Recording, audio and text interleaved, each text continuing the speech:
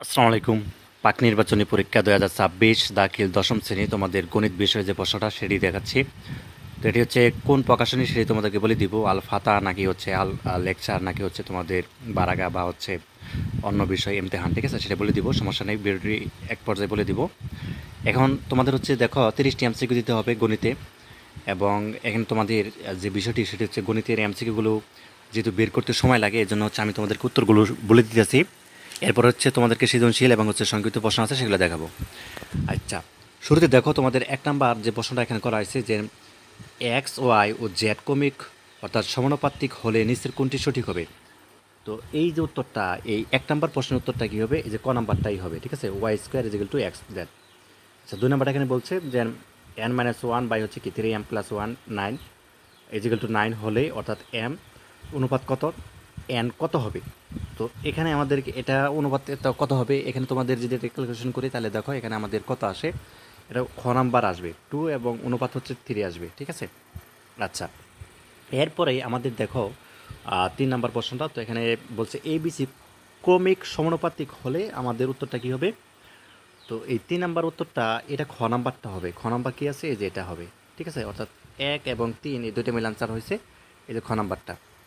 আচ্ছা, এরপরে আমাদের 4 নাম্বারটা দেখো, একটি দ্রব্য 20% যদি আমরা করি, মানে ক্ষতিতে বিক্রয় করা হলো, ধরো 100 টাকার মধ্যে 20 টাকা হচ্ছে লস দা বা ক্ষতিতে বিক্রি করলে, ঠিক আছে, তাহলে লস হলো, তাহলে বিক্রয় মূল্য ও ক্রয় মূল্যের অনুপাত কত হবে। এখানে একটা বিষয়, তো 4 নাম্বার প্রশ্ন উত্তরটা হচ্ছে খ নাম্বারটাই হবে, 4:5 হবে, ঠিক আছে।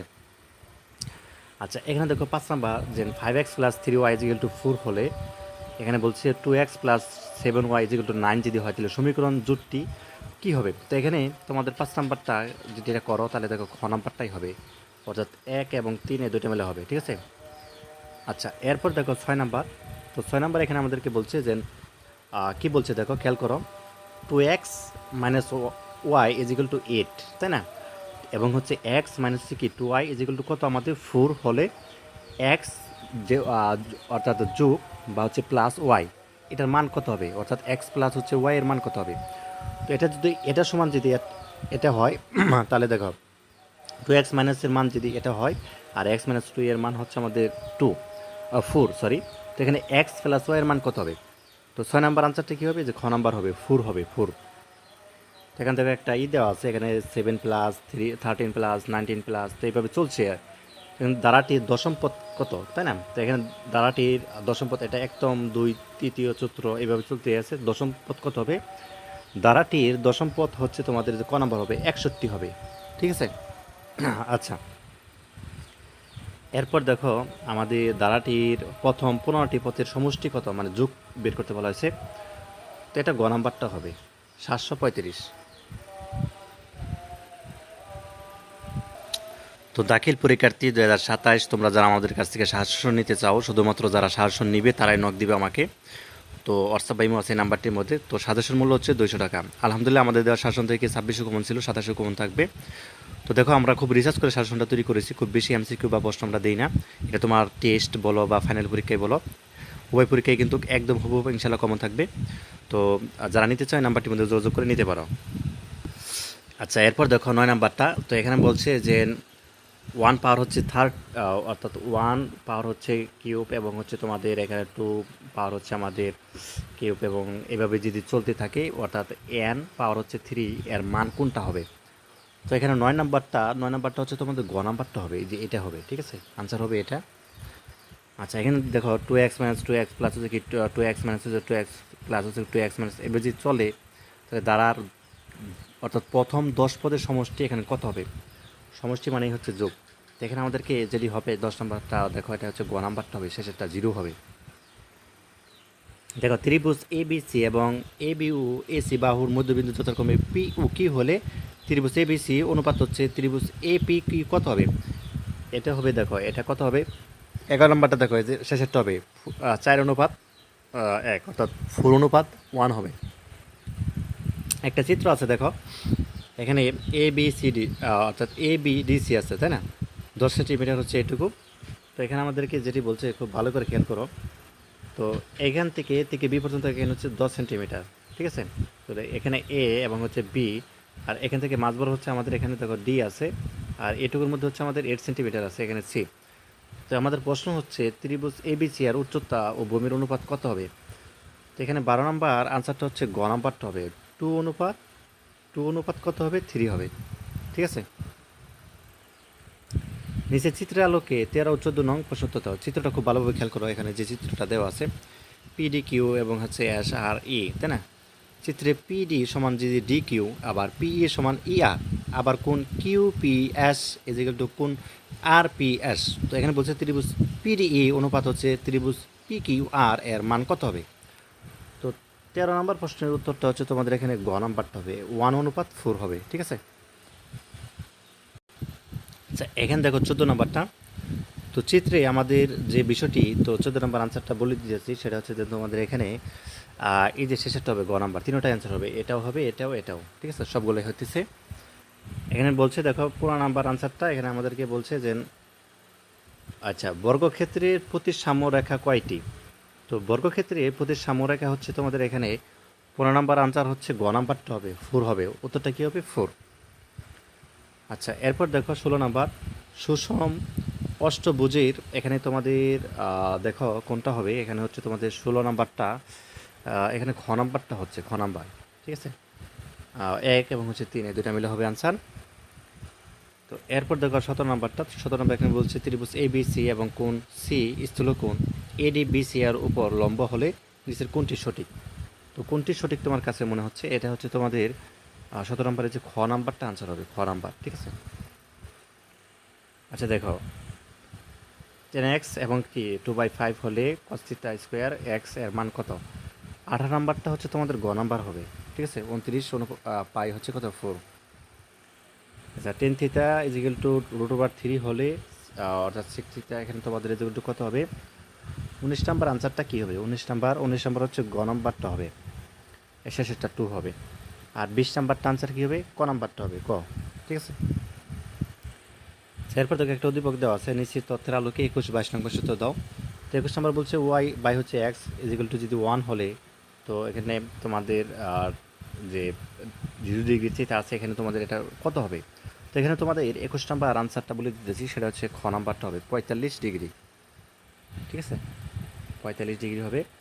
এরপর দেখো তুমি 22 নম্বর প্রশ্নটা দেখো। তো 22 নম্বর আনসারটা বলে দিতেছি। তো 22 নম্বর প্রশ্নের উত্তরটা কী হবে 22 নম্বর।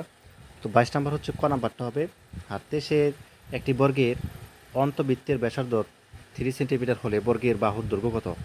তো 23 নম্বর আনসারটা বলে দিয়েছি, সেটা হচ্ছে গ নাম্বার হবে। কী হবে, এই যে গ নাম্বার হবে। আচ্ছা তারপর দেখো 24 নম্বর। তো 24 নম্বর এখানে তোমাদের যে এইটা রয়েছে প্রশ্নটা আছে, এখানে বলছে একটি গণকের বাহুর দৈর্ঘ্য 5 সেন্টিমিটার হলে কর্ণের দৈর্ঘ্য কত, তাই না। সেখানে 24 নম্বর আনসারটা হচ্ছে ক নাম্বার হবে 5√3। এবং 25 নম্বর আনসারটা হচ্ছে তোমাদের কী হবে, এখানে বহুপদী আছে। তো এখানে 25 নম্বরটা এটা ক নাম্বারটা হবে, আনসারটা কী হবে ক নাম্বার। আচ্ছা 26 নম্বরটা দেখো, 26 নম্বরটা এটাও ক নাম্বারটা হবে। ঠিক আছে, 26 নম্বরটা হচ্ছে ক নাম্বার হবে। 27 নম্বর, হ্যাঁ 26 নম্বর ক নাম্বারটা হবে। ঠিক আছে, এই যে এটা হবে 6 হবে। তো এখান থেকে একটা তথ্য দেওয়া আছে, অর্থাৎ পরিসংখ্যার দিকে আমরা যে অঙ্কগুলো উত্তর করে থাকি, মানে এখানে হচ্ছে শ্রেণীবিভক্ত গণসংখ্যা দেওয়া আছে। তো 27 নম্বর আনসারটা হচ্ছে তোমাদের এখানে খ নাম্বার হচ্ছে, খ নাম্বার 12 ইন্টু হচ্ছে কত আমাদের 5। আর চতুর্থ শ্রেণীর দাব বিচ্যুতি কত, এখানে তোমাদের 28 নম্বর হচ্ছে, উত্তরটা কী হবে, উত্তরটা হচ্ছে তোমাদের 28 নম্বর হচ্ছে গ নাম্বারটা হবে, শেষেরটা 2 হবে। আর 29 নম্বরটা বলে দিতেছি, 29 নম্বর আনসারটা সেটা হচ্ছে তোমাদের ক নাম্বার 20 হবে। আর 30 নম্বর এটাও ক নাম্বারটা হবে। তো এরপর দেখো তোমাদের সৃজনশীল দিতে হবে। তো 5টি সৃজনশীল দিতে হবে, আর 10টি হচ্ছে তোমাদের সংক্ষিপ্ত প্রশ্ন দিতে হবে 20। 5টি সৃজনশীল দিতে পারলে 50, আর 20 হচ্ছে তোমাদের সংক্ষিপ্ত প্রশ্ন। তো এখান থেকে সৃজনশীল নাম্বার 1 বীজগণিত থেকে তুমি হচ্ছে এটা শিখবা। ঠিক আছে, পি কিউ আর ক্রমিক সমানুপাতিক এবং হচ্ছে এত। তো এখানে বলছে ক নাম্বার লগ। ঠিক আছে, এক্স এবং 404 হলে এক্স এর মান নির্ণয় করো। তো যাও কি প্রশ্নগুলো দেখতে পাচ্ছ, ক নাম্বারের জন্য তুমি হচ্ছে 2 এবং খ এবং গ নাম্বারের অর্থাৎ প্রশ্নের জন্য তুমি হচ্ছে 4 করে পাবে, অর্থাৎ 4 8, আর হচ্ছে 2 10 নম্বর করে পাবে। তো এখানে 2 নম্বর, এখানে তুমি 1 নাম্বার থেকে দিতে পারো। কিন্তু তোমার একটি বিষয় প্রত্যেকটা বিভাগ থেকে একটা করে উত্তর দিতেই হবে, বীজগণিত থেকে একটা দিতেই হবে বাধ্যতামূলক। দুই নাম্বারটাও দিতে পারো, দুই নাম্বারটা খুবই সহজ, এই প্রশ্নটাও দিতে পারো, ঠিক আছে। এরপর দেখো জ্যামিতি অংশ, এখান থেকে তোমাকে বাধ্যতামূলক দিতে হবে একটা। তো এখানে 3 নাম্বার যে জ্যামিতি দেখতে পাচ্ছ, তো এখানে তোমাদেরকে করতে হবে তথ্য অনুসারে চিত্র অঙ্কন করো, প্রমাণ করো যে বিডি অনুপাত ডিসি সমান কি বিএ অনুপাত হচ্ছে এসি।